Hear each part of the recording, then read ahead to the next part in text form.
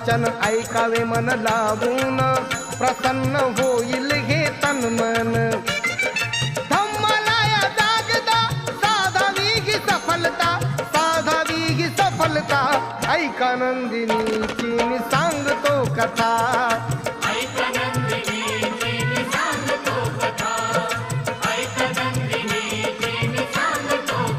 बघून सुकेशिनीचे मुंडण, तिला विचारी भंते कारण.